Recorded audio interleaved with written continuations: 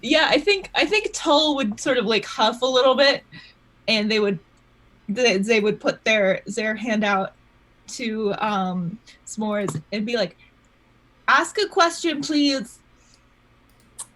Tell me what this magical darkness is. Yeah, I think that Tull is going to like grab S'more's hand and is going to take some wires out of their back pocket and start like weaving them around S'more's fingers like a cat's cradle kind of thing. Okay. So that they have their hand like a cat's cradle and they're like doing this like weaving thing with the wires and they're trying to figure out the answer to Tull's question or to Force's question. That's cool. Oh, Ms. Harrow? Yeah, how you doing there, Tull? Tull is like on Moveriz's shoulders still, and they would put a hand on Moveriz's head and like lean over and be like, "Can I have your droid?" Well, I don't think it's gonna do us any good anymore here. Yeah. Okay, put me down, please. In fact, I'll go. No, hey, hold on for a minute. I push a couple buttons. I send a command, and now it's like, all right, you are. I give you admin access, voice recognized. You just tell it to do things, and it'll do it for you. Okay, I won't need that. Please put me down. Okay. I pick them up and put them down. All right.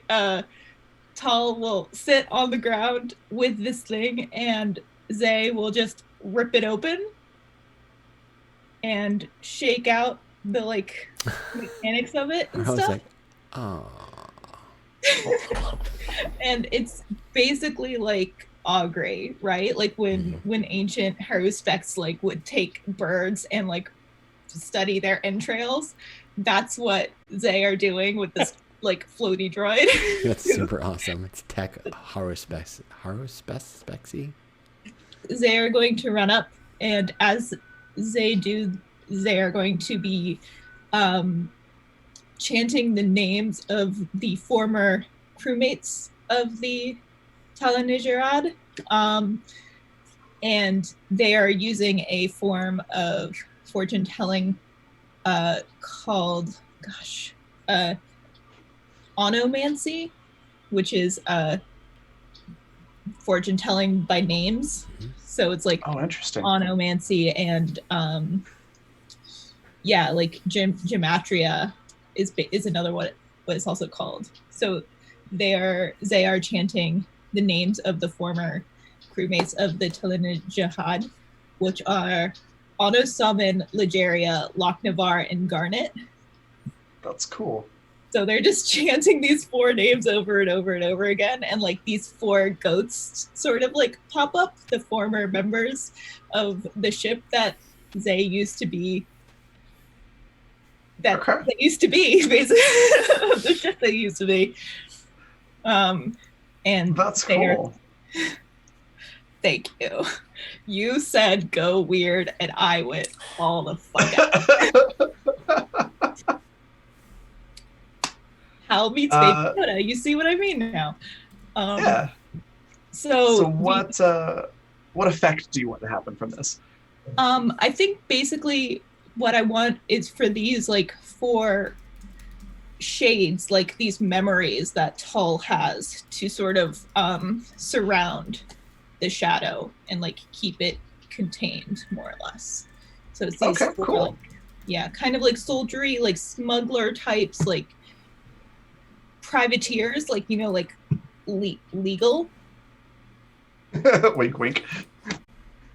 Gotcha. Okay. So what Tull is going to do here is called aspidomancy, which is when you read the scars and like pits and pockmarks in a shield to interpret the future. Okay. That's cool. Yeah, you're learning a lot right now. That was a new one. I haven't heard of that one. Yeah, aspidomancy. Yeah, same. Romans love this shit. Sounds Roman, yeah. So I'm assuming that like because Muberiz is the one who has like all of like is in the formal like armor or whatever, this has seen like a little bit of action, not to mention like the shadow creature.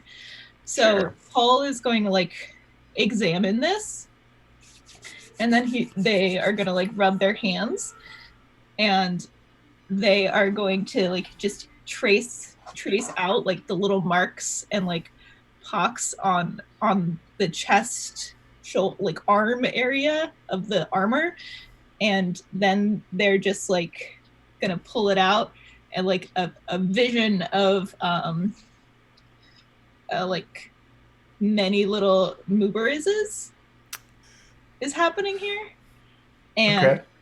so basically what he's trying to do is Z is trying to determine the best lookout point for Mubariz by sending these little future Mubarizes out, like they're little like chest size Mubarizes. Okay. And they're just gonna like march out to find the best vantage point.